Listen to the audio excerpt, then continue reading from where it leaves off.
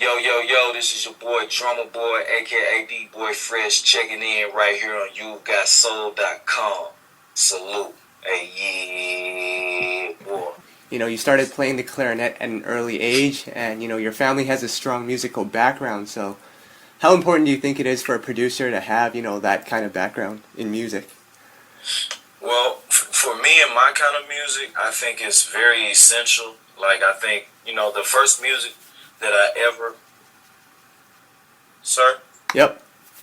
I was saying, like, the first music that I ever was really introduced to was orchestra, and it was, coming in from Bach and Beethoven and Mozart and Sibelius and, just all of these different composers that my dad introduced me to, as far as not personally introduced me to, but just introduced me music-wise.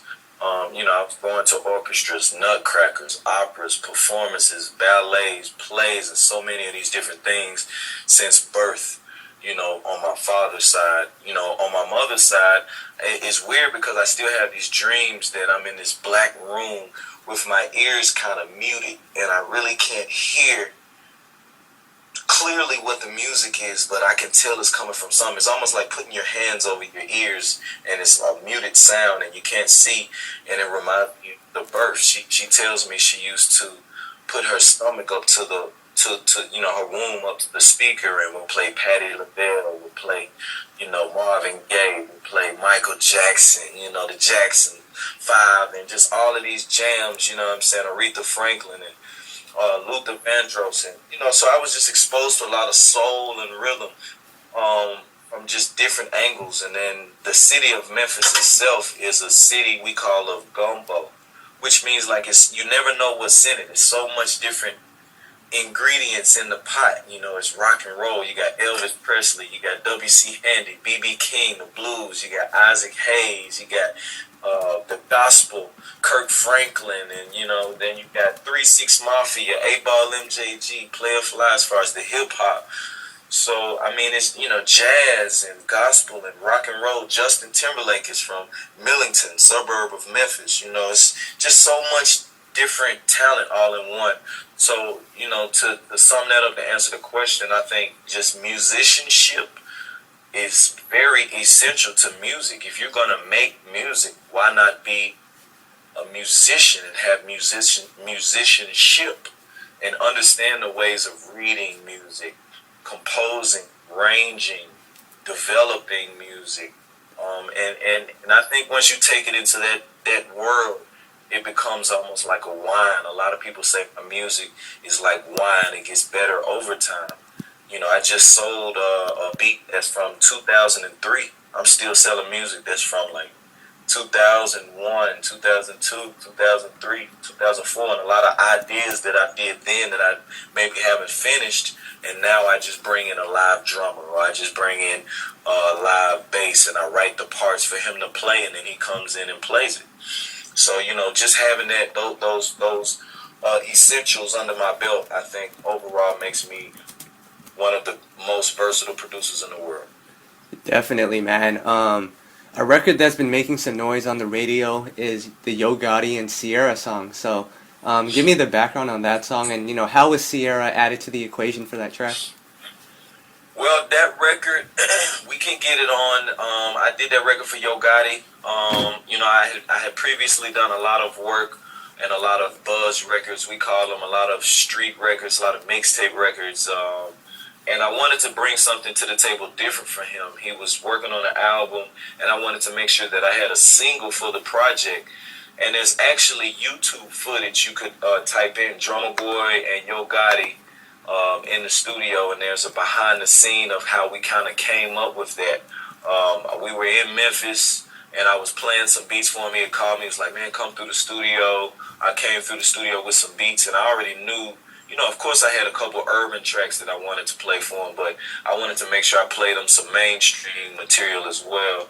And I gave him my idea. It was like, man, you can see me on camera saying this actually. It's like, man, you already got the street stuff, you got the urban and this. Man, you should do something for the ladies, man. Just let me, you know what I mean? And basically he was like, okay, cool. And we found a beat. I went through like one or two beats, and then this third beat you see me play on tape, and he starts vibing to a hook. Don't make a wish, shawty. You never had a nigga like this, and we can get it on. You see him kind of mumbling the words that are similar to the hook, and next thing you know, he dropped the hook on parts that he wanted, the rap part to be, but then he had an idea for the singing. So I came up with a melody like la la la la la. La, la, la, la, la, la.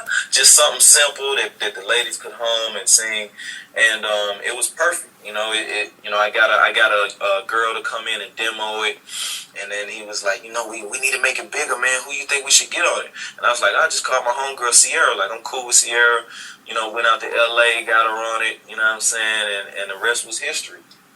Cool, cool. Now, one of your biggest hits so far is, of course, Put On with Young Jeezy and Kanye. So, have you ever had encounters where an artist would be like, give me a song similar to Put On, and, how do you kind of respond to that?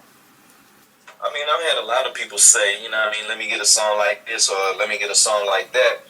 And, you can take it into perspective how you want to. A lot of times, I look at it more of a format, so to speak, than the same notes and the same beat and the same articulations. So some people would interpret, or some producers have interpreted when they say that, they get offended. And I tell them, like, what I'm saying? Like, there's no reason to get offended. Just understand what he's telling you. So if a guy tells me he wants a beat like Put On, I don't take it like he wants the same notes and the same keys and the articulation and patterns. I take it more like he wants the same tempo. You know what I'm saying? So if the tempo of Put On was, let's say, 75, I'm going to make him another beat that's in that same tempo. But my patterns, my music, my articulations, my keys, my theory is going to be a complete different arrangement. Yeah. And that's what gets the job done. It's like, oh, okay, that's what you do. Wow, da da da da da. Or even if I've sold a beat, like in this instance, there's a new song that just leaked for Nelly, which features T.I. and 2 Chainz. It's Nelly's first new single. You can go to Nelly's Twitter right now, Nelly Mo, and you'll see him just blasting off this new single. Well, I produced that single, and that particular beat was already out on YouTube. I have a YouTube channel called Drum Squad TV, which you can also check out and see a lot of this footage on there. And the track was already out like 2 or 3 weeks. The same track I had emailed to Wiz Khalifa like about a month ago. So this is just an example of how fast I work. Wiz Khalifa calls me like 2 or 3 weeks. I mean, about 2 or 3 weeks ago, and was like, "Yo, I want this track." Well, it was the same track that Nelly has as his new single. So I was like, no problem, just give me the acapella. So it's basically like one of those instances where I was just speaking on about the same tempo. Both beats are the same tempo, but I have to make another beat around Wiz's vocals because the track that he recorded to was already sold. Okay. So I had to remake complete new music around the Wiz Khalifa song, and which is actually Snoop and Wiz Khalifa for the new movie that they're doing. But the music came out incredible, and as soon as they heard it, they were just like, "Wow, we didn't think you were going to be able to top it," and and they approved it instantly. It was the first version that I sent in, and this is something that I started doing when I first started making beats, like just taking somebody's acapellas or taking a well-known song acapella from a hit single and just seeing if I could make a version of my own that could compete or be better than the original. And, it's something I also did on a song called Standing Ovation with Jeezy, which got me my first platinum plaque. Yeah. I want to ask you, of course you're known for the hard-hitting rap beats, but, I was listening to some of your R&B records as well, and, I've noticed a major difference in the sound of those, so, how do you kind of approach an R&B record? I mean, see, urban hip-hop music is easy. It's the easiest form of music for me, and I started from the most complex music, which is orchestra. So going back to more musical stuff is what I love the most. I mean, that's what I really enjoy, making broad music and movies and sound scores and stuff, which is what I'm getting more into now. Jazz, I'm doing, I plan to be doing a jazz album by the time I'm in my mid-30s, you know what I'm saying? And doing, writing a composition for an orchestra. But, my approach on R&B is just keys, a little bit more vibe, you know what I mean? It's a little bit, sometimes it's slower, sometimes it's faster, but it's just more musical. And my mind is always musical. It's almost more difficult for me to just dumb myself down and make some easy some hip hop stuff. But the musical side has always been what I do best. You know what I'm saying? And I have an extreme team and an extreme plethora of musicians across the world that love to work with me. And I think that's, a relationship factor. That's one thing that Quincy Jones had best was the musicians. I mean, if you listen to the Thriller album, he wrote all of the music, but it was his musicians and his orchestras. He was in tune with the top 3 orchestras in the world. So that always is a key factor when you're making music, so great. Okay.